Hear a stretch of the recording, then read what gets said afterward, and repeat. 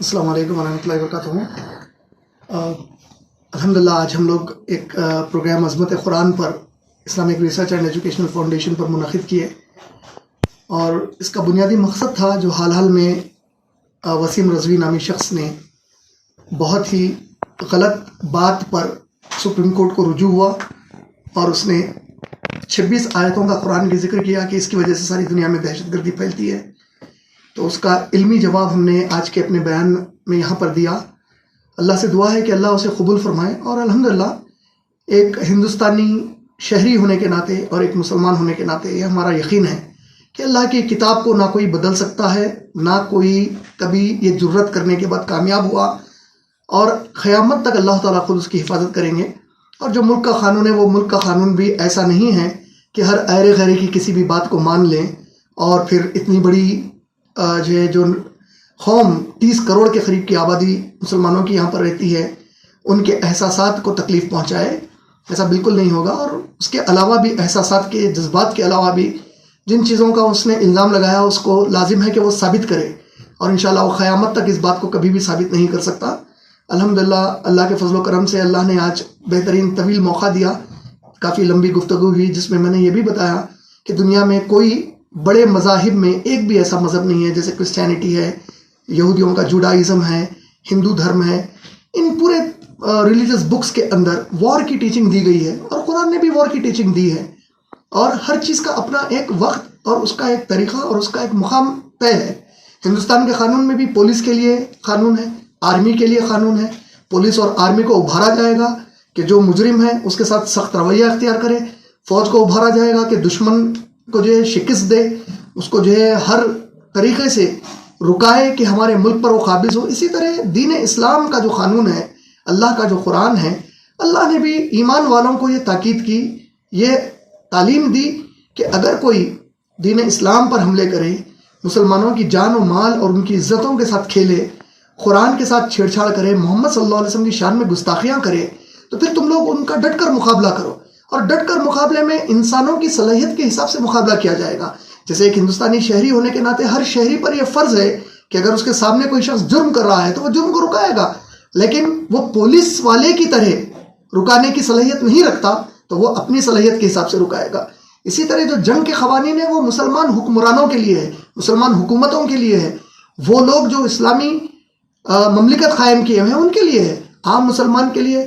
ہم علمی طور پہ بحث کریں گے، ہم علمی طور پر سمجھائیں گے، اور یہی پیغام میں نے بتایا، اور جذباتی طریقے سے ہم کو کوئی چیز کا مقابلہ کرنا کبھی بھی نہیں چاہیے، کیونکہ سورہ نحل آیت نمبر 125 میں اللہ نے حکم دیا ہے تلوار کے زور پر کسی کو اسلام کی دعوت دینے کا نہیں، بلکہ کہا ادعو الی سبیل ربک بالحکمہ، لوگوں کو تم لوگ اپنے رب اللہ کی طرف دعوت دے کر بلاؤ، حکمت کے ساتھ دین اسلام کی دعوت دو، حکمت کے ساتھ، اور عمدہ نصیحتوں سے ان سے بحث و مباحثہ کرو۔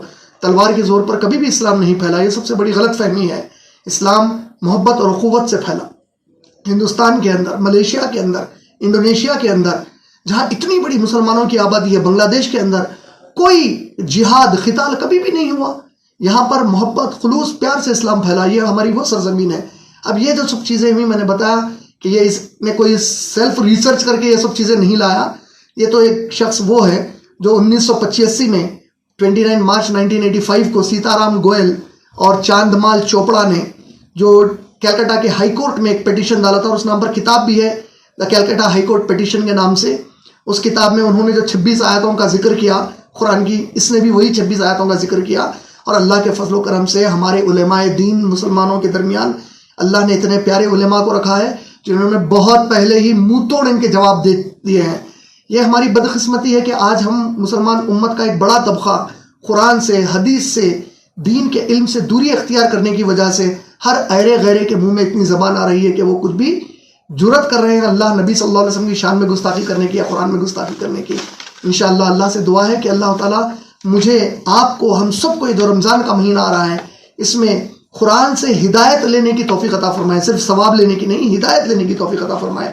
اور دعا ہے کہ رمضان جو قرآن کا مہینہ ہے اس میں اللہ تعالیٰ تمام جو کووڈ پینڈیمک کی مصیبتیں آئیں، مسلمانوں پر، غیر مسلمانوں پر، جو کئی غیر مسلمان اور مسلمان معصوم انسانوں پر جو مصیبتیں آئیں، اس کو اللہ اپنی رحمتوں کے اس مہینے میں ٹلا دے۔ مغفرت کے مہینے میں ہم سب کے گناہ کبیرہ اور گناہ صغیرہ جو جان بوجھ کر یا انجانے میں ہم نے پیدا ہونے سے لے کر آج تک کی یا موت تک کریں گے، اپنی رحمت اور اپنی مغفرت کی چادر ڈال کر معاف کر دے اور اس مہینے کو ہم مسلمانوں کو قرآن دوسروں تک پہنچانے والا بنا دیں. میری گزارش ہے میرے مسلمان بھائیوں بہنوں سے, آپ لوگ بے شمار چیزوں پر خرچہ کرتے ہیں, ایک اپنا مشن بنائیے کہ اس رمضان کے مہینے میں کم از کم ہر مسلمان میرا بھائی 3, ہر مسلمان میری بہن 3 غیر مسلمان اپنے دوست احباب میں قرآن گفٹ کرے گا انشاءاللہ, تاکہ وہ خود اللہ کے کتاب کو پڑھے انشاءاللہ. ہو سکتا ہے کہ آپ کا یہ گفٹ کسی کے اندر اسلام کی صحیح توحید کی توفیق عطا فرما دے اور آپ کے لیے جنت کا ذریعہ بن جائے. اور رمضان سے بہتر کیا موقع ہو سکتا ہے کہ ہم قرآن کے مہینے میں ہی قرآن دوسروں تک پہنچا دیں. ٹھنڈے دل سے سوچو, ہم ہمارے نبی صلی اللہ علیہ وسلم سے اتنی محبت کرتے ہیں. اگر آج ہمارے نبی صلی اللہ علیہ وسلم اس دور میں ہوتے تو شاید دنیا کا کوئی ایسا غیر مسلمان نہیں ہوتا جس تک قرآن نہ پہنچا دی جاتی ہوتی.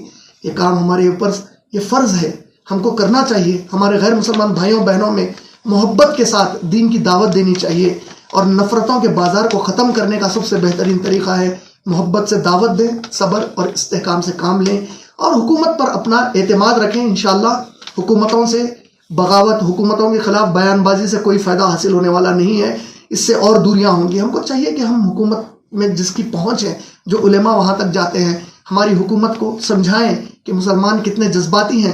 جب بات قرآن یا محمد صلی اللہ علیہ وسلم کی آتی ہے, اللہ کی آتی ہے, ہم ہمارے ماں باپ ہر چیز خود ہماری جان سے بڑھ کر اللہ محمد صلی اللہ علیہ وسلم اور قرآن سے محبت کرتے ہیں, اور ہم کو یہ چاہیے کہ یہی محبت کا پیغام ساری انسانیت میں پھیلائے.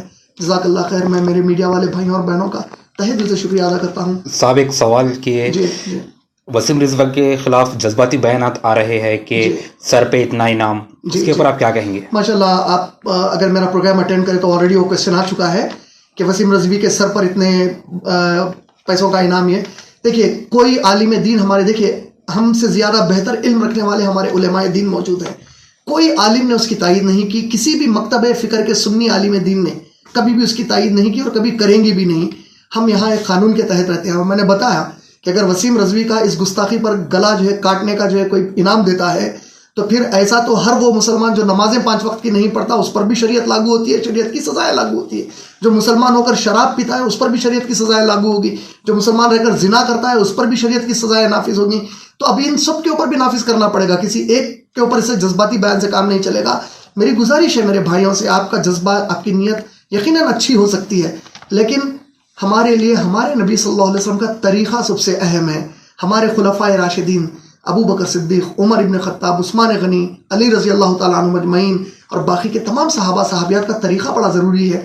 ان لوگوں کے پاس ایسے جذباتی کوئی کام نہیں ہوتے. اگر کوئی قرآن پر اعتراض کرتے, کوئی اللہ کی ذات پر اعتراض کرتے, کوئی رسول اللہ صلی اللہ علیہ وسلم کی شان میں گستاخیاں کرتے, تو وہ لوگ خوب محنت کر کے ان تک دین کی دعوت پہنچاتے ہیں. ہم کو وہی کرنا چاہیے, ایسے جذباتی بیانوں سے پرہیز کرنا چاہیے. ہم ایک ایسے ملک میں رہتے ہیں جہاں اچھے اور برے دونوں کو دیکھنے کے لیے قانون موجود ہے, اور وہ قانون طے کرے گا. اگر وسیم رضوی نے کوئی غلط کام کیا ہے, ہم اس قانون کے دائرے میں رہ کر قانون کو جھنجھوڑ دیں گے کہ وہ وسیم رضوی کو بہت سخت سزا دے, تاکہ دوسروں میں پھر سے اس قسم کی گھٹیا حرکت کرنے کی جرت نہ ہو.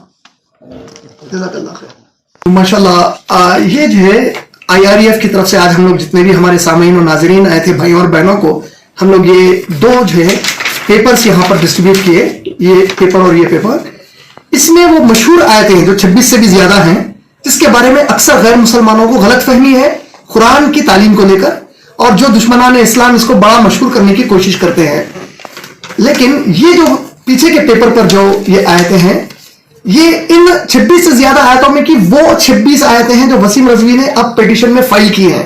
اللہ کی شان یہ ہے اس میں, جو ہم نے اس میں آلریڈی مینشن کیا ہے, وسیم رضوی کو اللہ نے ایسی غفلت کروائی کہ اس نے سورے کی نمبر کی جگہ آیت نمبر ڈالا, آیت کی نمبر کی جگہ سورے کا نمبر ڈالا. مثال کے طور پہ سورہ آل عمران سورہ نمبر 3 آیت نمبر 151 وہ پیٹیشن میں ڈالنا چاہ رہا تھا, لیکن اس نے ڈالا سورہ نمبر 151 سورے کا نمبر ڈالا, آیت نمبر 3 ڈالا.